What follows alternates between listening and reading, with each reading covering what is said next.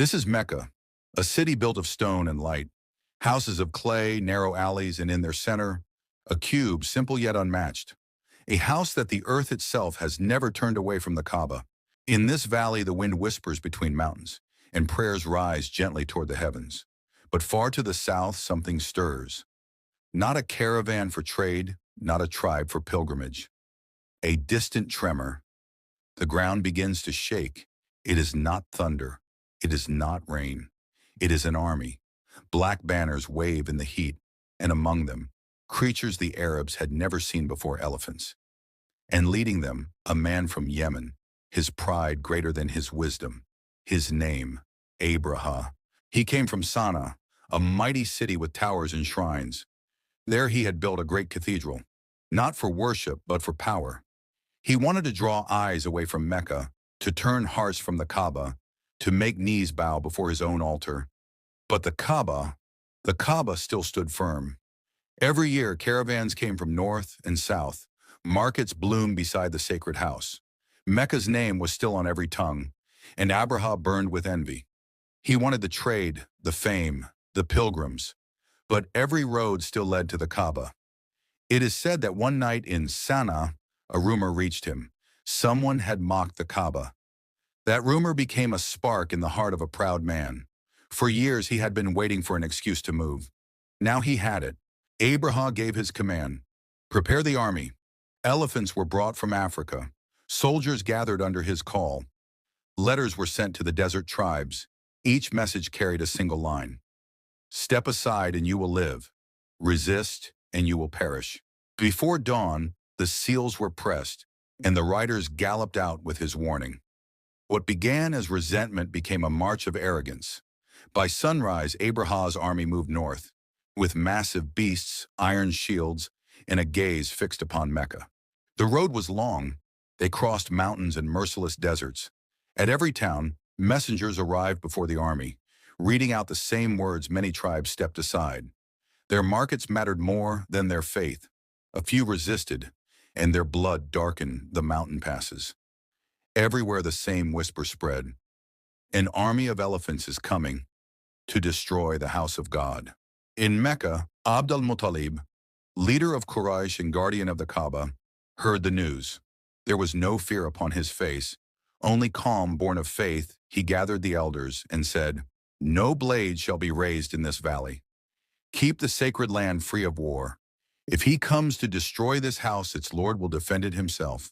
That day, the valley of Mecca fell silent. Markets closed. Women and children were led to the hills. Men stood around the Kaaba. Unarmed yet unshaken hands rose toward the sky, and one voice filled the air. Allahumma hafadh hadha al-bayt. O Allah, protect your house. But the army drew closer. Word spread that the elephants had crossed the plains. Among the herds they seized were the camels of Abdul-Muttalib. When the shepherds returned with the news, he remained calm. He said, "We will not fight in this holy land. It belongs to peace, but I will go for my camels." He left Mecca unarmed and walked toward the enemy camp. Before Abraha he stood, a single man before a sea of soldiers. His voice was steady, his gaze unwavering. He said, "Return my camels. I am their owner. As for the Kaaba, it has a Lord, and he will protect his house." In that instant, pride met truth. Abraha was startled. He ordered the camels returned, but swore that tomorrow the Kaaba would fall. Abdul-Muttalib returned to Mecca and said, "Go to the hills, leave the house to its Lord."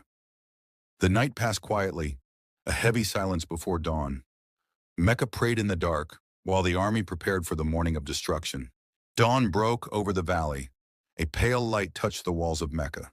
The city was silent, its people watching from the hills. And beyond the valley, the army stood ready. Spears gleamed, banners waved, and at the front, a massive elephant. Its name whispered through the ranks, Mahmud. The order came. Move forward, destroy the house. The handlers pulled the chains. Mahmud lifted his head, then lowered it again. He would not move. They struck him with whips. He stayed still. They shouted commands. He knelt, unmoving. So they turned him toward the east. He stood and walked. They turned him toward the west. He walked again. They turned him south, toward Yemen, and he took calm steps. But when they turned him toward the Kaaba, the elephant fell to the ground. He refused. Time stretched. Soldiers shouted, officers argued, and fear crept like a shadow between them. The air grew heavy, as if the valley itself had drawn breath and held it. Then before the second order could be given, the world changed. From above the mountains a faint sound rose, a hum, a whisper of wings. At first, a few, then more, then thousands. Small birds, their wings dark against the morning sun. They moved in waves, gliding with purpose. Each carried 3 stones, 1 in its beak, 2 in its claws. Stones of baked clay, small and silent, until they fell. The first struck a shield, a crack like thunder. The next struck flesh, a scream, then a rain of stones, each one finding its mark. The lines broke. Men stumbled. Camels screamed. The great beast turned in panic. Dust and cries filled the air. What had begun as a march became chaos. No sword was drawn from Mecca. No arrow fell from the hills. Only the birds and the will of God. Allahumma ahfadh hadha al-bayt. The soldiers tried to regroup. Hold the line, they shouted. But the sky answered with more wings. They dove and vanished, leaving fire and fear behind. Where each stone struck, heat spread under the skin. Arms failed, voices faded. Those who stood fell.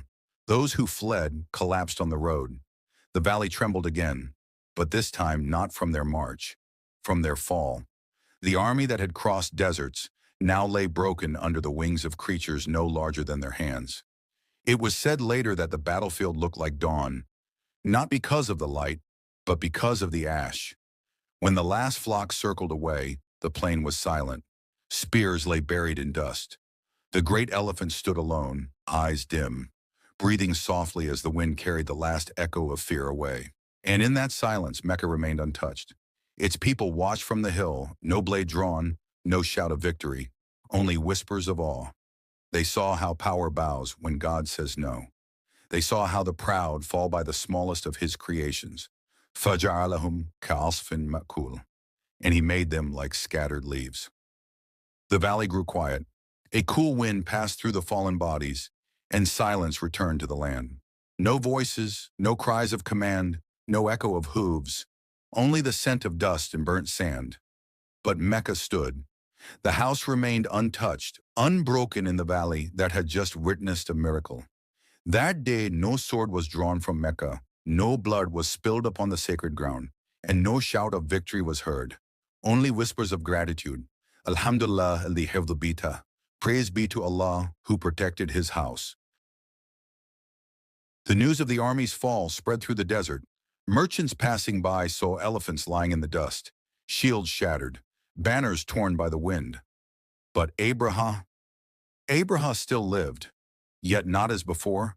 Wounds covered his body, burning where the stones had struck. The flesh around them rotted and fell away. His fingers lost strength. His skin turned pale and cold. Death followed him like a shadow. The few survivors carried him on a wooden frame, southward toward Sana. At every stop, his breath grew weaker. At every dawn, his pride sank lower. Near Sana, under the harsh light of the sun, his chest collapsed, and the man who had sworn to destroy the house of God died far from it, broken and alone. In Mecca, life slowly returned. People came down from the hills, markets reopened, water flowed once again in the wells, and voices rose in thanks for a house that still stood, for peace that had returned. In the narrow streets, people whispered to one another, the house was saved, the sacred land stayed pure. That year was named Am al-Ful, the year of the elephant, the year of pride broken and mercy born, because in that same year, in that same city, a child was born, a child from the lineage of Abraham, through Ishmael, from the tribe of Banu Hashim. His father Abdullah had passed away before his birth. His mother Amina bint Wahb held him close. News reached Abdul-Muttalib, the guardian of the Kaaba, the same man who had stood before Abraha. He came to see the newborn, took the child in his arms, and spoke a name that would echo through eternity: Muhammad. That year, the city remembered 2 things: the house that God protected, and the child that God sent. From that moment, Mecca would never be the same. The house remained under God's care, and a light had been born within it. A light that would one day change the world they did not yet know. But that year was the beginning of prophecy, of faith, of remembrance, and of one eternal truth. God needs no armies for what he wills. He simply says, be, and it is. Years passed, but the memory of that morning never faded.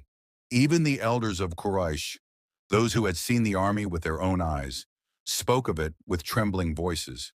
Some said 7 years passed, others said 10, before anyone in Mecca dared forget the sound of the birds and the mercy that descended from the sky. Then one day, when revelation came to the same valley, the same city, to the very child who was born that year, God reminded them again of what they already knew. The words descended, Bismillahir Rahmanir Rahim, Alam tara kayfa fa'ala rabbuka bi ashabil fil, Alam yaj'al kaydahum fi tadlil, wa arsala alayhim tayran, ababila, tarmihim bihijaratin min sijil, faja'alahum ka'asfin ma'kul. This is not a story against a story, it is a reminder against arrogance. The Kaaba has a Lord, and he protects what is his. The Kaaba is not ordinary stone. God himself honored this house. Those who respect it, rise. Those who cross its boundary, fall. How we treat what God made sacred reveals what we truly believe about him. Protect what is sacred. Renew your visits. Guard your prayers. Keep honesty in your trade. Trust in your family, and mercy in your speech. These are also his sacred places, drawn not in stone, but in time and heart. In that year, God protected his house, and in that same year, a child was born in Mecca. Muhammad, mercy before mission, protection before prophecy. To remember this is to remain humble, not proud. And if you take only one line from this story, let it be the line of the grandfather of the prophet, spoken in the tent that day, steady, clear, and eternal. I am the owner of the camels, the house has its own Lord. The Kaaba has a Lord, and his name is Allah. Say it before the meeting, before the exam, before the moment you answer in anger, do your part, and leave the rest to Allah.